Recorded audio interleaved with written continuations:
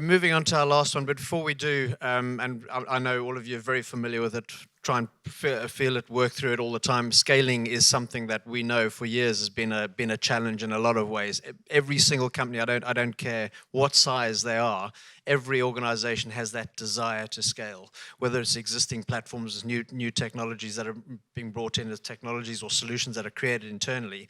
That scaling desire is always there, and there's always a target, and hopefully C2 can help to play a part in that journey. And we certainly got a lot of experiences with the existing platforms that we do work with, how we've actually helped to accelerate that.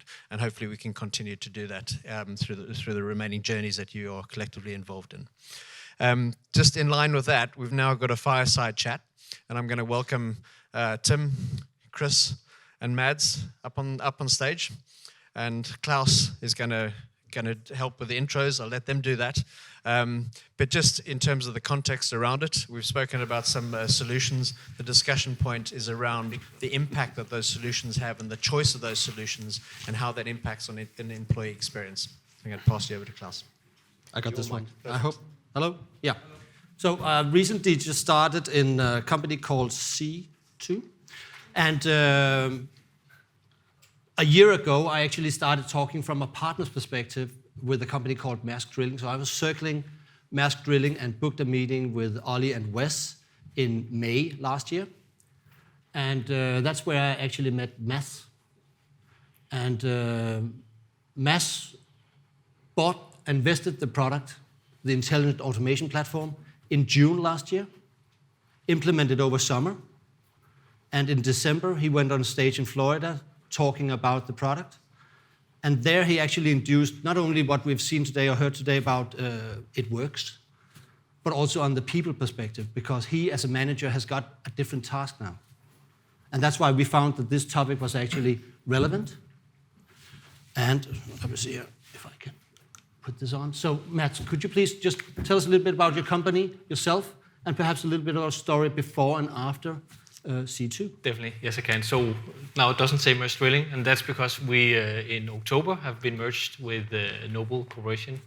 So we are a offshore drilling contractor, so meaning we are operating very big drilling rigs offshore, about 4,000 employees, about 85% of those are working offshore and does not care a whole lot about IT necessarily. They just want their parts, they want suppliers paid and so on. So that's part of what we do onshore. Removing as much manual work as possible from their day-to-day.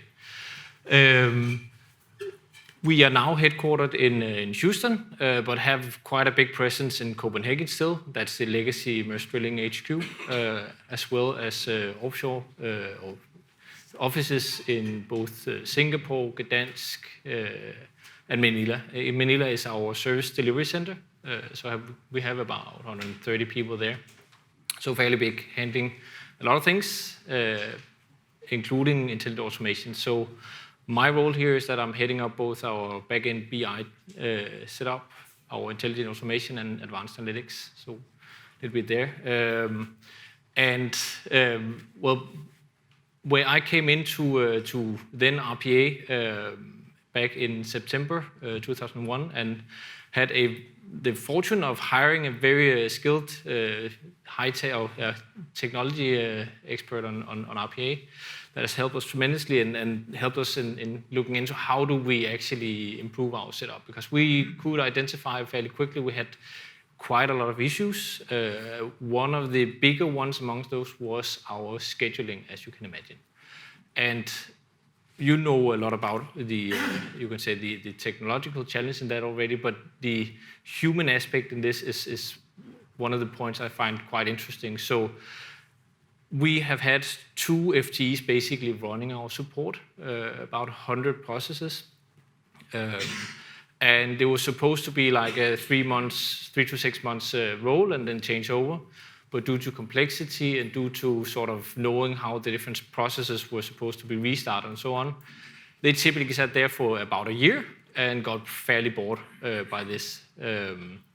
So one of the, you would say, other aspects of this is basically that introducing C2, we have been reducing the requirements for FTEs to about a half or so, But the job as a supporter now has changed from basically a manual scheduler to a role where you can spend your time in identifying how to improve processes.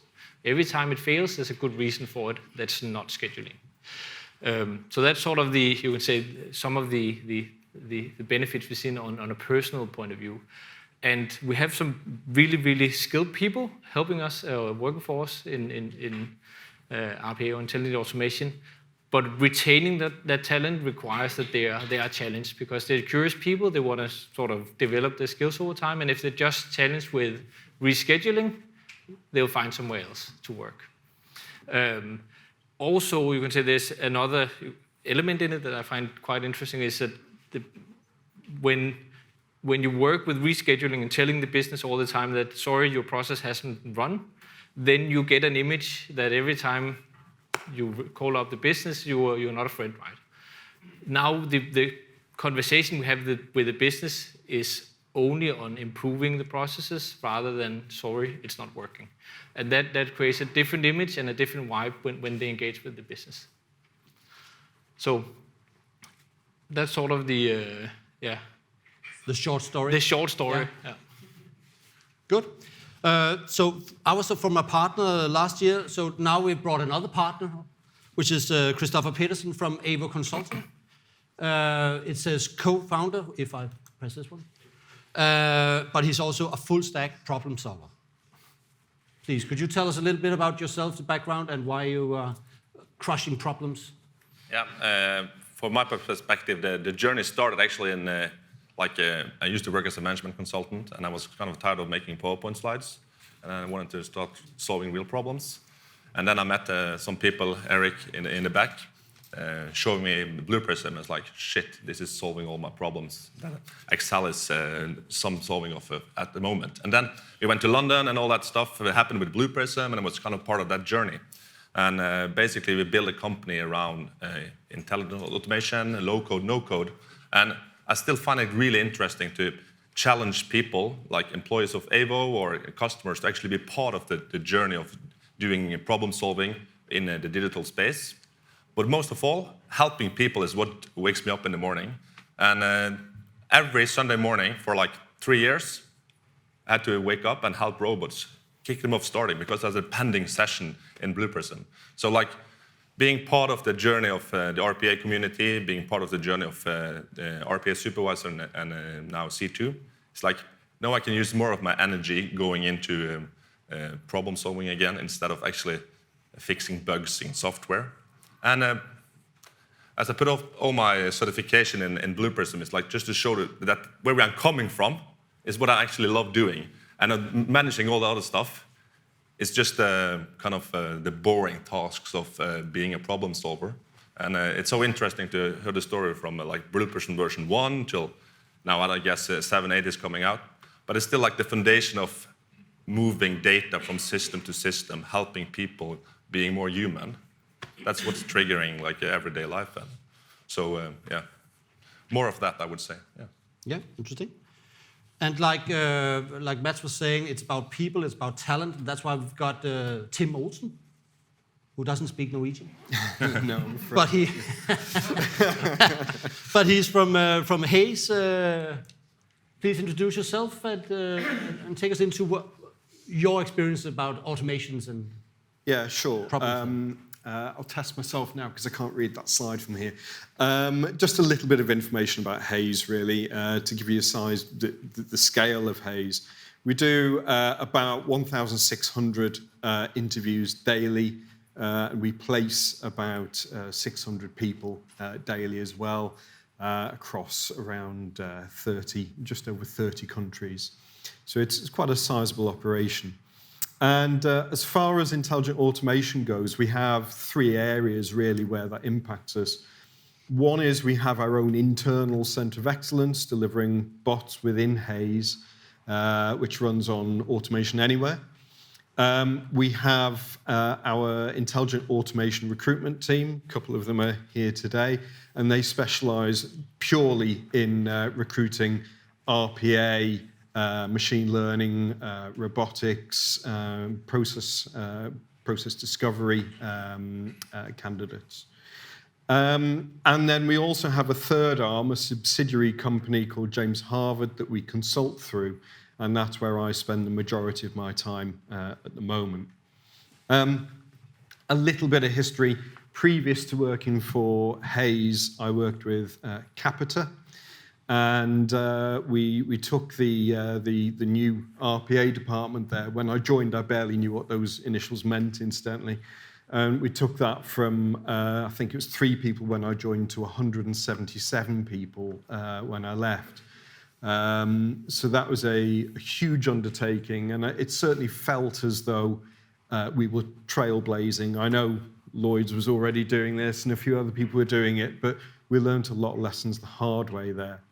And previous to that, I was consulting primarily around recovering stalled COEs as well. And did you do any findings when you were scaling? What kind of common challenges did you meet? Yeah, I think there were some key learnings, really. Things we did well, things we didn't do so well. I think Capita was particularly good at engagement, so we worked hard to remove the fear factor from the organisation. So we actually built it into the culture. And the thing to remember is 80% of implementing RPA is culture, right? And 20% is technology. Culture is the main thing that you have to address. So we were good at the engagement, I think. We had a very detailed methodology, and we delivered in a true agile fashion, real agile with a capital A. And that was very successful, I think. What we didn't do so well, I think we scaled too quickly, to be quite honest with you. There were times when we were scraping the barrel for opportunities to feed to the developers who were sat there twiddling their thumbs. And what I discovered both in Capita and elsewhere, and I know some other people share this view with me in this room, is that there's a common process that organizations go through, a common experience when they're trying to scale automation. And if I take you through that very briefly, generally you start off with some guy probably in finance who's seen RPA elsewhere, and he thinks he'll give it a go because he's got some problems and he knows he can resolve them. So he deploys a few bots, maybe he takes on a developer and a BA, and that goes well, okay? And it does what it says on the tin. And then you get someone further up, perhaps a director, who says, wow, that's brilliant. I want you to roll it out everywhere, okay? And that's when things start getting a bit harder, because he moves to a different department in an area where he doesn't know the processes so well. And people start to fear for their jobs, so you start getting some pushback there. IT get involved, God forbid. Security get involved. And once you start getting to more than around 20 bots, you start spending a lot of your time just maintaining those bots rather than building new ones as well. So at that point, you enter what I call the trough of disillusionment or the trough of despair.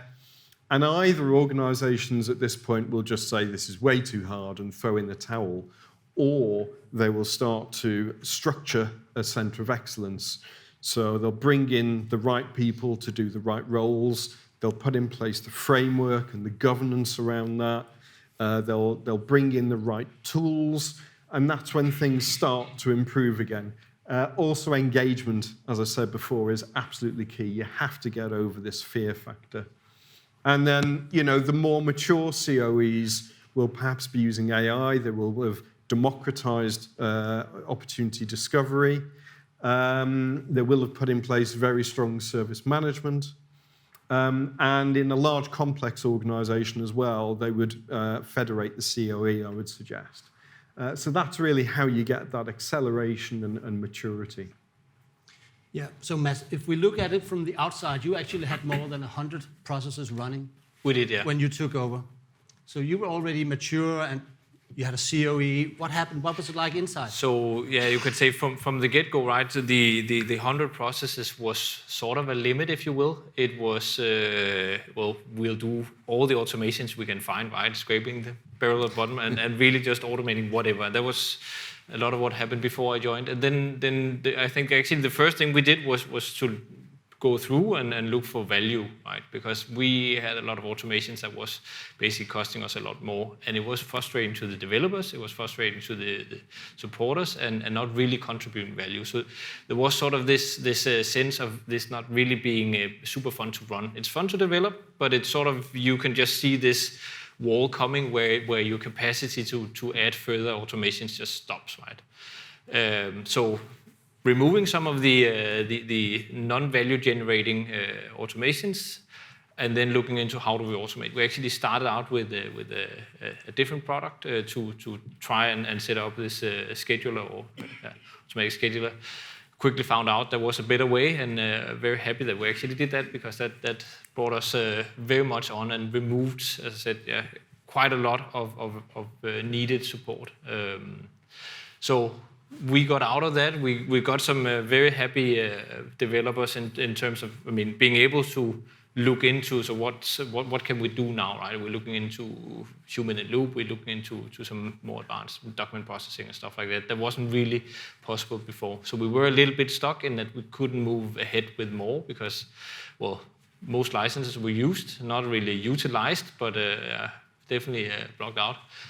And got on. So we are in a pretty good shape now. Got a very nice toolbox, and well, with the merger, we're basically coming in the door full of knowledge. We know how to do it, and now we're actually into this, you can say, where it's almost 100% culture. Of course, it's not. We need to run, but there's a lot of work that we have to do now that's not on the technical side. Yeah. Okay. And Christopher, how do you actually encourage and mold sort of a COE and deliver professional services and a mix of on-premise staff?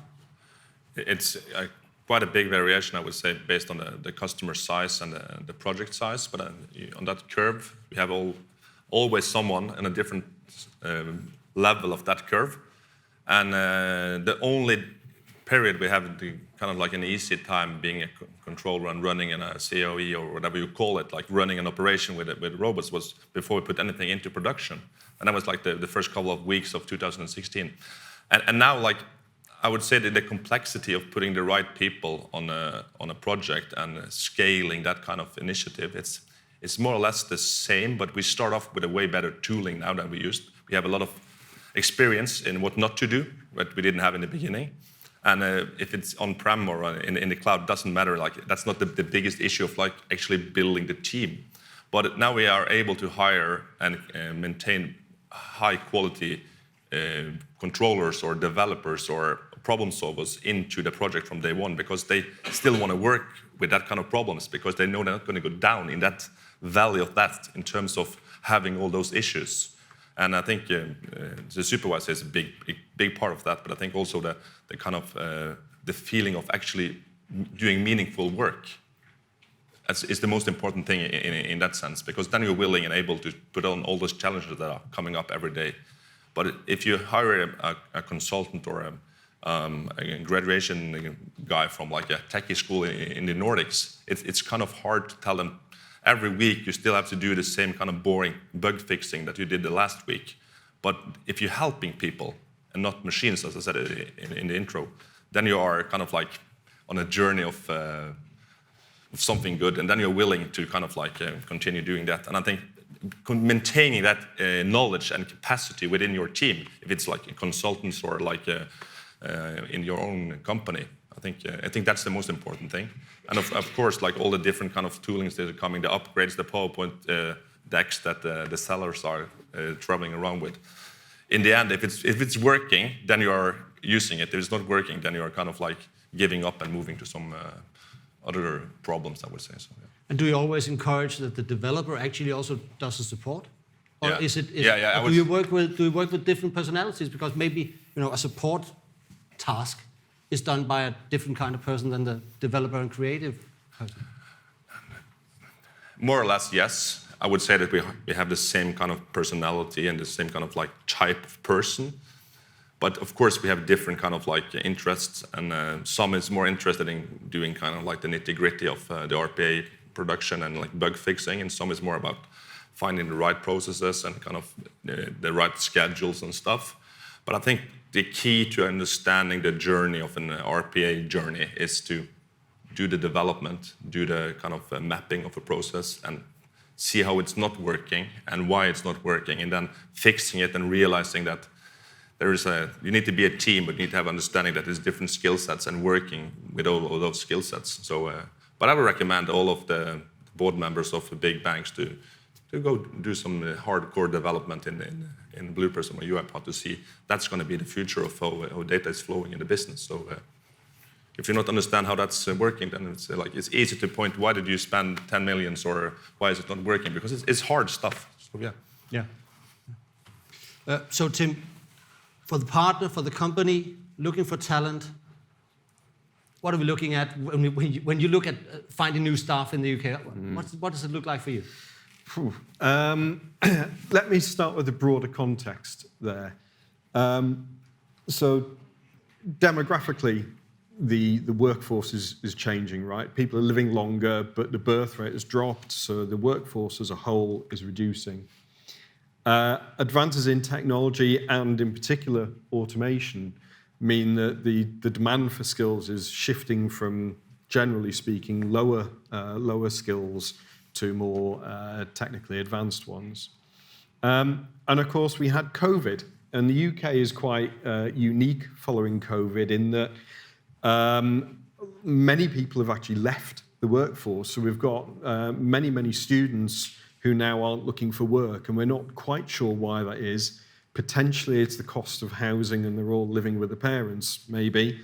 People who are actually of the peak working age, many of those are now staying at home to look after children, possibly due to high childcare costs. And many over 50s have decided to retire early, and it's very difficult to entice them back. So, the whole of the workforce has shrunk, particularly in the UK. And at the same time as that, we're seeing skills for RPA, the demand for that is growing at 25% year on year. And if you actually look at AI and machine learning, that's growing at 55% year on year. And yet the talent pools are remaining relatively low. So we have a huge problem globally, but especially in the UK, that we need to try and resolve. And I think upskilling is probably the only way we can do that, really. So apprenticeships is a good solution. We're not just, you can't now just look at university graduates and take the cream of the crop because there aren't enough of them. So we all have to play a part in, refilling that talent pool. But if I had to give you some advice on, what RPA candidates are looking for now, clearly there are inflationary pressures, and salaries are going through the roof. But that's not how you differentiate yourself in the market now. Candidates are much more interested in well-being, flexibility, the ability to work with autonomy. I can tell you now, if you want them to work in your office 5 days a week, you're going to struggle. You need to be able to offer hybrid or remote working. No one wants to be doing repetitive tasks. So this is one area where automation can help. As you said, people want variation and challenge in their jobs. And especially if you work in the public sector where, salaries are particularly difficult, people want to work for a sense of purpose or tech for good. And I think, particularly in the NHS, you need to find ways of selling the job that, isn't just salary. And that is one way that you can try to attract talent. Yeah. Christopher, what do you do in Norway? Is this the same situation that you're looking into? I think when we started off, it was kind of like easier to find people that wanted to work with this specific thing. That is, what is RPA? But if you show them, they are like, oh shit, this is actually quite cool. But now the hype around technology is really high. And it's hard to find the people actually willing and able to kind of do that kind of specific task. But what we have done is like, together with the Norwegian School of Economics, for instance, we have like put on the syllabus, like a course together with the Blue Prism, like how to actually understand what the RPA is, and then putting them hands-on, delivering the first process when they are still at university. And of course, then they're going to go out to some of the competitors of AVO or into a different kind of bank or whatever. But still, we are planting the idea of RPA is something a skill set that you need when you're going into business. I think that's one thing. Another thing is that we open up the kind of like what we call the AVO Academy, which with the onboarding process of AVO is open for everyone.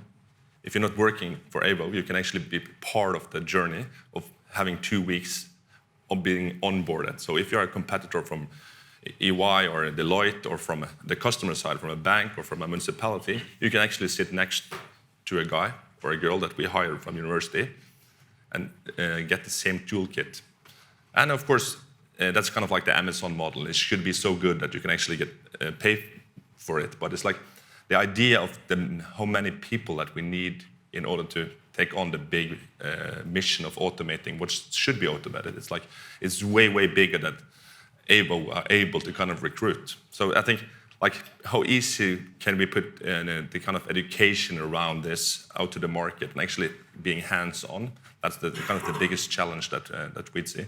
And I think I don't know how much we spend on hiring and educating the people that we are working with in AVO or at the customer side. But it's like it's the most important thing we do, and of course we want to keep them.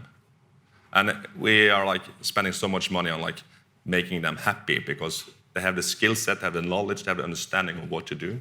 And the same is the reason that the customer, they're using Blue Prism or UiPath and like having a center of excellence, either with support from us or from support from someone else, and maybe just only like standing on their own. But once you end up in a situation that they're not willing and able to work there anymore, they jump to a competitive bank or whatever, then they have like the skill set they are missing. It's like they're doing the 5 people working in the automation team in a bank in Norway. If you lose those 5, you lose the capacity of automating the work of hundreds of people. And that's quite a big black box. So it's like high risk what we are doing at the moment.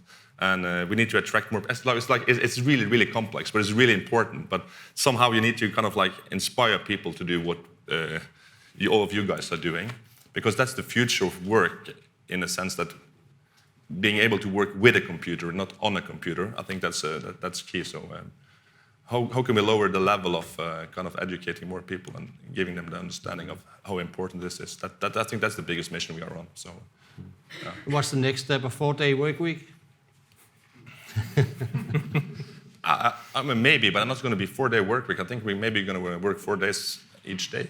4 hours each day. I don't know. But it's like there's something about making the computer work with you instead of for you, and like in that sense, you can work on a different kind of level that we are used to being used to. Like the control room. Like if you had to actually start its process every day back in 2006, we are moving in the right direction, but there's still a lot of work to do. So yeah.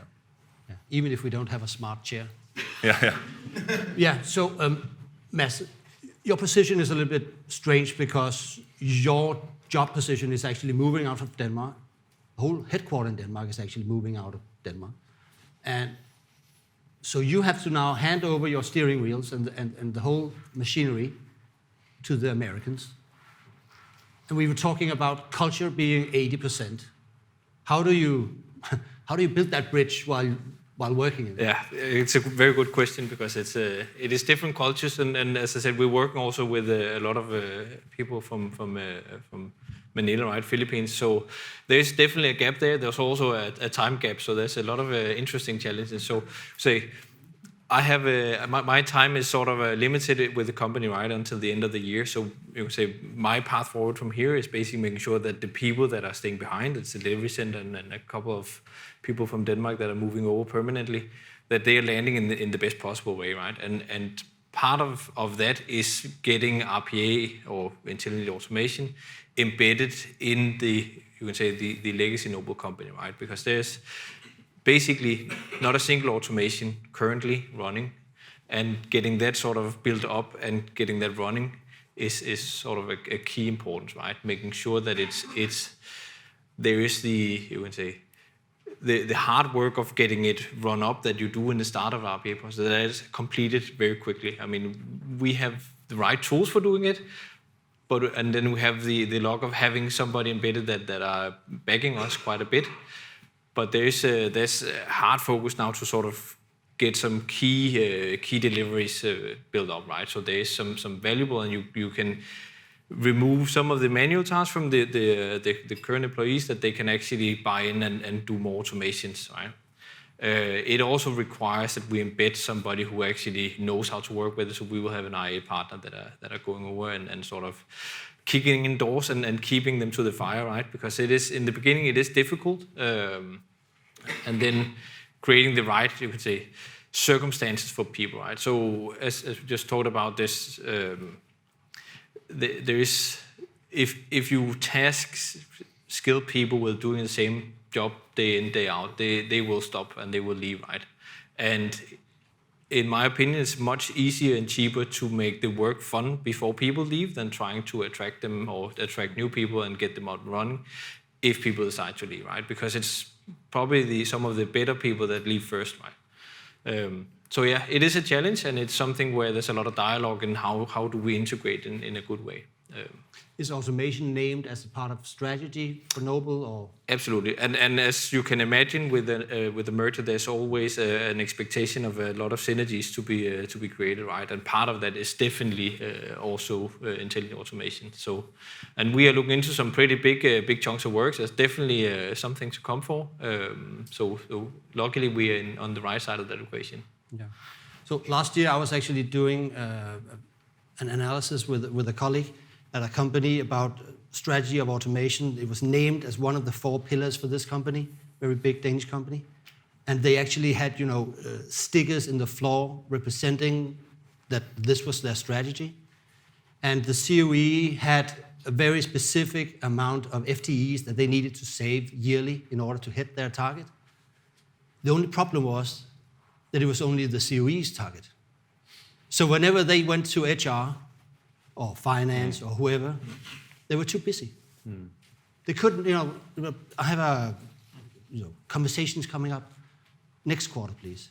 And that's why, it's sometimes, if you don't have this, we're in it together, strategy, your target is my target as well, it's very, very difficult. We've been talking about how, everybody sort of glues to the wall when you come, because, you're going to take off some of their time and talking about this. Yeah, and as people here are probably used to that you meet the concern about the job being taken away, right? And it is something that is addressed a lot about. You can say we have a lot of history about RPA, right? In legacy merge drilling, we've been doing this since 2017.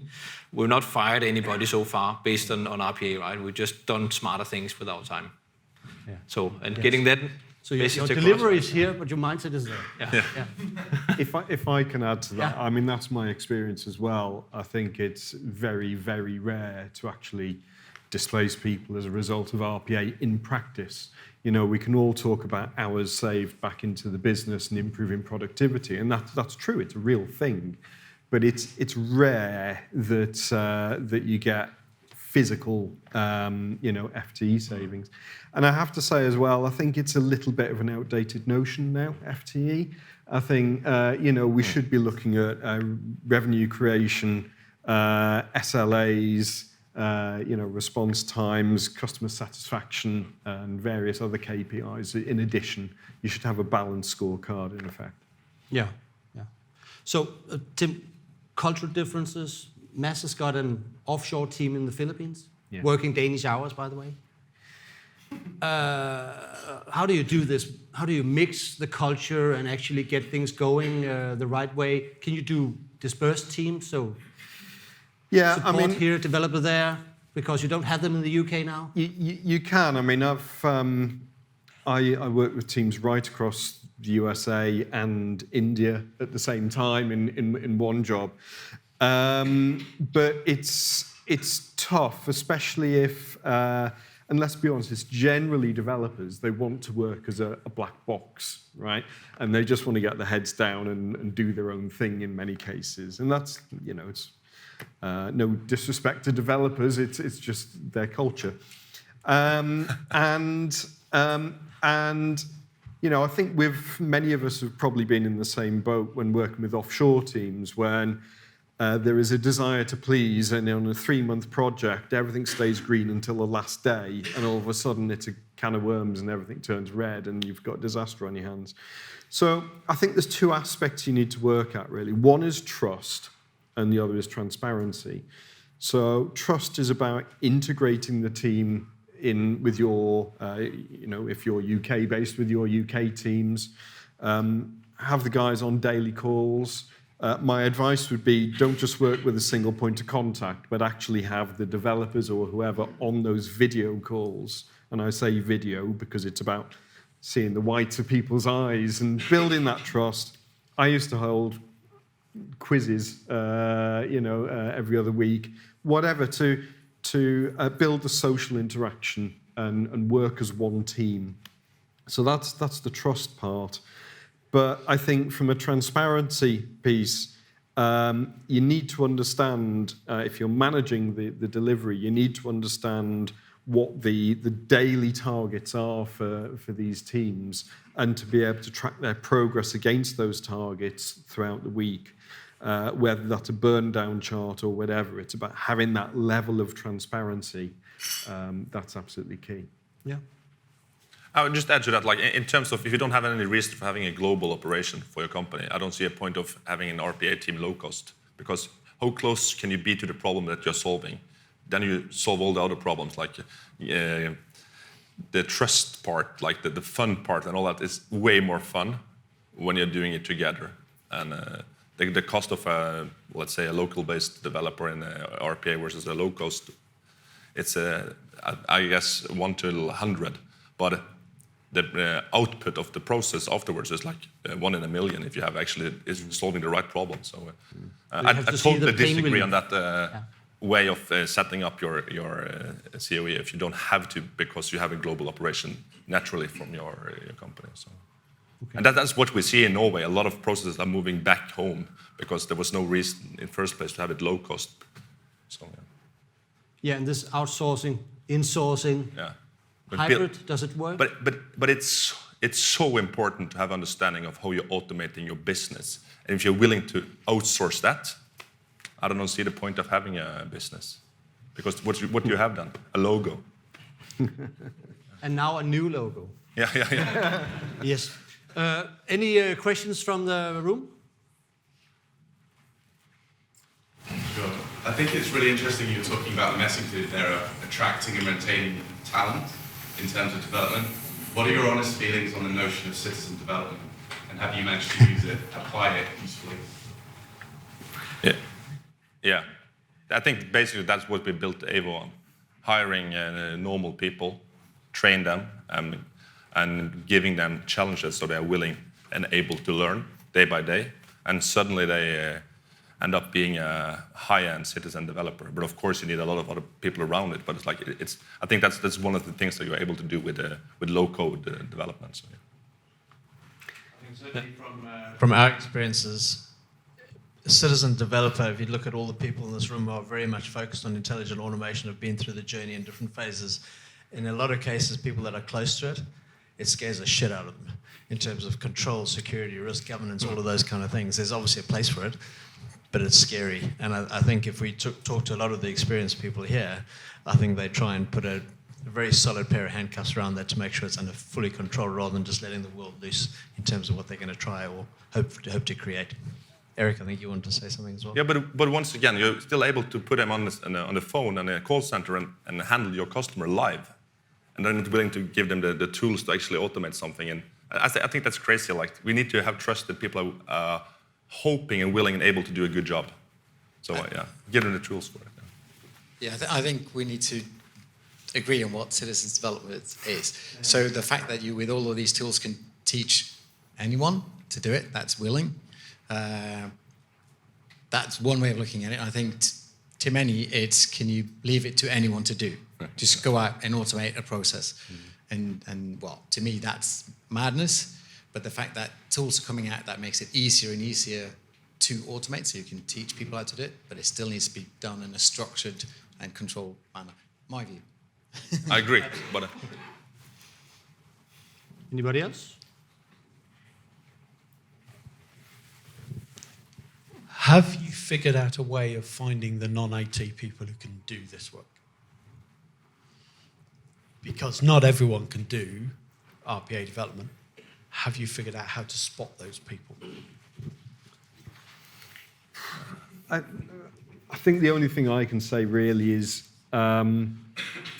I think you're right. You do have to have a certain amount of technical competence. I mean, I didn't comment on the citizen developer piece, but I think it's related. You're right. Not everyone can do it. I think people who I've seen come up through the ranks may have started as either a BA or an SME on a process and have gradually got involved in it and learnt more about it. But you still, I'm not technical incidentally, but you still need to know what a Boolean is and etc. You need to have that basic level of technical understanding in order to be able to do it. So that would be my view. I'm not sure I've got a silver bullet for you. But. What we did in the early days, that we had a lot of friends that we knew were able to do it, but we had to show them that there was something they wanted to do. And we just had a meeting with them, put them in front of a computer and told them, this is how you do it. If you like it, come and join us. And I think people that know they want to work with RPA and have the right skill set, they will trigger something when they see it. And then I think you can do that at scale. Just put up hundreds of virtual machines and just come play with it and see if you understand that this is something you want to work with. Then you're going to fix it, because all the other parts are it's not that hard understanding how to operate a process if you actually understand that you want to work with it. So and that worked for us at least. So Yeah, so I would say also ties into citizen development, right? The number of people that I see, at least in our organization, that would be able to build it more or less on their own is very close to zero. There are probably a couple of SMEs that we can and have done trained up, right, and integrate in the team.